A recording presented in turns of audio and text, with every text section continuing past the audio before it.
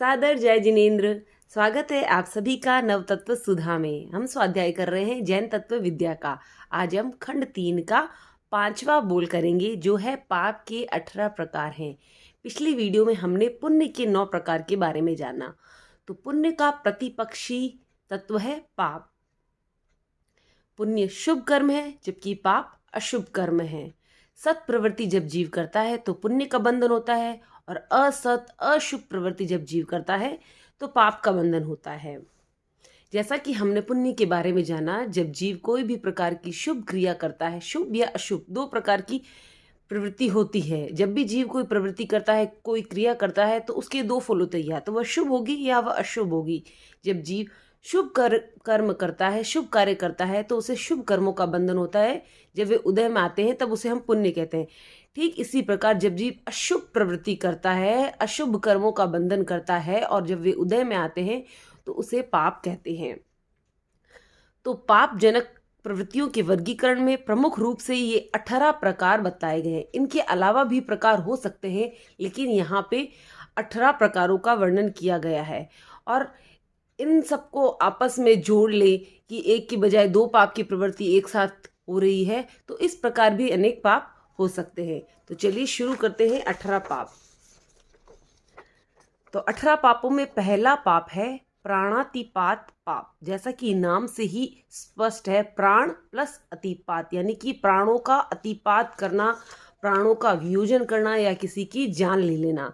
तो प्राणवध मूलक अशुभ प्रवृत्ति से बनने वाला पाप कर्म, यह है प्राणातिपाप। जब जीव दूसरे जीव की प्राणों का वध करता है, अशुभ क्रिया करता है, उसके कारण जो कर्म उससे चिपक जाते हैं, अशुभ कर्म, जब वे उदय में आते हैं तो पाप कहलाते हैं।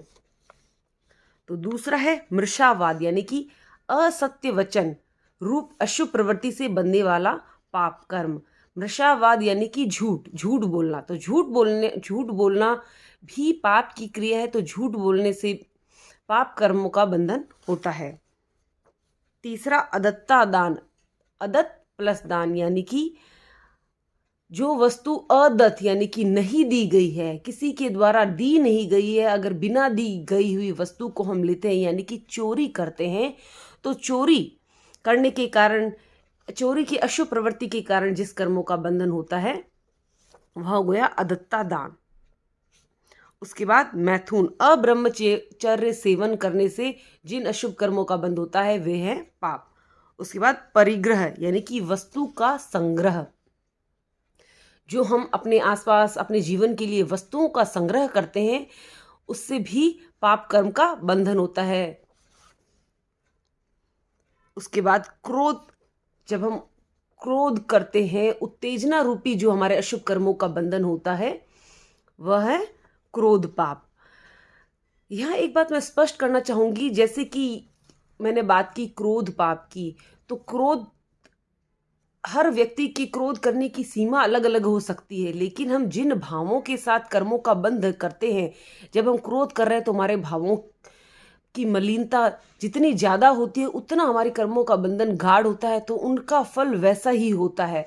और अगर हम, जैसे कि हमने क्रोध कसाय जब पढ़ा तो 4 प्रकार के पढ़े थे, अप्रत्याख्यानी, प्रत्याख्यानी, संज्वलन, इस प्रकार करके। तो क्रोध की मात्रा कम होती है तो वो क्रोध ज़्यादा, उससे जो पाप बंद होता है उसका फल इतना ज़्यादा गहरा नहीं होता है। इसी प्रकार बाकी पापों के साथ भी हम यही बात समझनी चाहिए कि जो भी पापकारी हम कार्य करते हैं उसमें हमारे भावों की भी प्रधानता रहता है। जितनी हमारी भाव गहरे होंगे उतना हमारे पाप कर्म का जो फल होगा वो गहरा होगा। जब वे उदय में आएंगे वो उतने ही अधिक कष्टदायी होंगे। तो क्रोध के बाद मान यानी कि अहंकार, अभिमान घमंड करने पर, चाहे वह धन का हो, चाहे वह अपनी खूबसूरती का हो, चाहे कोई भौतिक वस्तु का हो, अपने पद का हो, तो किसी भी प्रकार का जब हम अभिमान करते हैं तो उसके कारण जो अशुभ कर्म हमारे पाप कर्म बनते हैं, तो वो हो गया मान पाप।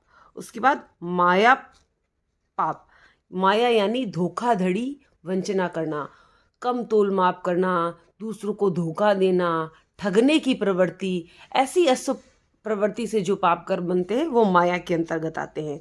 उसके बाद लोभ। लोभ यानी कि लालच, लालसा, किसी भी प्रकार का लोभ। जब कसाय छीन होता है तो क्रोध, मान, माया तीनों छीन जाते हैं, लेकिन लोभ सबसे लास्ट में छीन होता है। लोभ की जड़ें इतनी गहरी होती है कि हमारी आत्मा के साथ बसी रहती है, तो उसे छूटने में बहुत ही समय लगता है। हम अपने जीवन में भी अनुभव करते हैं कि हमें हर चीज का, एक छोटा सा बच्चा होता है ना, उसको भी टॉफी का, खिलौनों का लोभ देके हम कुछ भी करवा सकते हैं। जो ना समझे, कुछ नहीं समझता, फिर भी उसके अंदर लोभ की भावनाएं होती है, लोभ की प्रवृत्ति होती है। तो लोभ के कारण, जो अशुभ प्रवृत्ति के कारण जो बंद होता है वह है लोभ पाप। उसके बाद राग, रागात्मक प्रवृत्ति, और द्वेष, द्वेषात्मक प्रवृत्ति। तो राग और द्वेष, किसी से अनुराग रखना, प्रेम रखना, मोह रखना, तो वो राग में आ गया। और द्वेष यानी कि किसी से घृणा, वैर भाव रखना, द्वेष रखना, वो हो गया द्वेष पाप के अंतर्गत। उसके बाद कलह। कलह यानी कि झगड़ालू प्रवृत्ति से बनने वाला कर्म। जो भी व्यक्ति, जो भी जीव दूसरों से झगड़ा करने की प्रवृत्ति रखते हैं या झगड़ा करने की प्रवृत्ति करते हैं, तो उस समय जो अशुभ कर्मों का बंधन होता है वह हो गया कलह पाप। उसके बाद अभ्याख्यान यानी कि मिथ्या दोषारोपण, किसी पे झूठा आरोप लगाना। जैसे कि वो कैसा भी हो सकता है, जैसे हमने आरोप लगाया कि नहीं इसने चोरी की, भले ही सामने वाले ने नहीं की हो, या फिर हमने आरोप लगाया कि इसने मुझे मारा। तो किसी भी प्रकार का हम किसी पे झूठा दोषारोपण करते हैं, जो कार्य उसने किया नहीं, उसका दोष या उसका आरोप उस पर लगा देते हैं, तो उस प्रवृत्ति के कारण जो पाप कर्म का बंधन होता है वह आ जाता है अभ्याख्यान पाप के अंतर्गत। उसके बाद 14 नंबर है पैशून्य। पैशून्य यानी कि चुगली करना, निंदा करना, चुगली करना। जब हम एक दूसरे की चुगली करते हैं किसी से, तो उस समय जो चुगली करने के समय हमारे भाव होते हैं या अशुभ प्रवृत्ति जो होती है, उस कारण जो पाप कर्म का बंधन होता है वो आ गया पैशून्य पाप के अंतर्गत। उसके बाद पर परिवाद यानी कि पर निंदा करना, पर निंदा मूलक प्रवृत्ति से बंधे वाला पाप कर्म। दूसरों की निंदा करने से जो कर्म बनते हैं, तो चुगली और निंदा को लगभग कभी कभी हम एक समान समझ लेते हैं, लेकिन दोनों अलग है। चुगली करना यानी कि जैसे कि हमने किसी की चुगली कर दी, जैसे दो भाई बहन होते हैं, आपस में एक दूसरे की चुगली कर देते कि पापा पापा आज इसने आपसे छुप के टॉफी खाई, ये हो गई चुगली। लेकिन जब हम दूसरों की कमियों को दूसरों को बताते हैं कि यह तो बहुत ही गंदा है, यह तो गंदे कामों में लगा हुआ है, यह गलत कार्य करता है, इस प्रकार की जब हम निंदा करते हैं तो वह पर परिवाद करते हैं, तो वह किस श्रेणी में आ जाता है, वह आ गया पर परिवाद। चुगली के अंदर ईर्ष्या भाव ज्यादा रहता है। उसके बाद 16वां नंबर है रति अरति। तो ये दो शब्द हो गए, रति और अरति। रति यानी कि संयम में अरुचि, रति अर्थात असंयम में रुचि। जब जो वस्तुएं या जो कार्य असंयम पूर्वक हैं उनमें रुचि रखना, तो ये हो गया रति पाप। और संयम में अरुचि के निमित्त से बनने वाला पाप कर्म, यानी कि संयम के कार्य है उनमें अरुचि दिखाना, तो इसके निमित्त से जो पाप कर्म का बंधन होता है वह रति अरति के अंतर्गत आता है। उसके बाद माया मृषा। माया को हमने पहले भी पढ़ा, यानी कि धोखाधड़ी और वंचना करना। उसके बाद मृषा को भी हमने अलग से पढ़ा, असत्य वचन के रूप में, दूसरे पाप के अंतर्गत। अब यहाँ माया मृषा को साथ में दे दिया गया है, यानी कि छल पूर्वक असत्य संभाषण करने की जो प्रवृत्ति है उससे बनने वाला पाप कर्म माया मृषा है। जैसे कि मैंने वीडियो की शुरुआत में कहा कि इन 18 पापों के अतिरिक्त और भी पाप हो सकते हैं, तो ये इसी बात को बतलाया गया। यहाँ माया मृषा दो को साथ में जोड़ दिया गया, तो तीसरे प्रकार का पाप बन गया। इसी प्रकार और भी पाप हो सकते हैं। उसके बाद आगे बढ़ते हैं। 18वां पाप मिथ्या दर्शन शल्य, विपरीत श्रद्धा से बंधने वाला पाप कर्म। जब जीव जो तत्व जैसे होने चाहिए उनको वैसा न समझ के उन्हें अलग तरीके से समझता है, उन पे विपरीत श्रद्धा करता है, देव गुरु धर्म पे विपरीत श्रद्धा करता है, तो उस कारण जो पाप कर्म का बंधन होता है उसे कहते हैं मिथ्या दर्शन शल्य पाप। तो ये 18 पाप की प्रकृतियां हैं। जीव एक समय में एक पाप, 2 पाप, 3 पाप या इससे ज़्यादा भी पाप की प्रवृत्तियां एक साथ कर सकता है।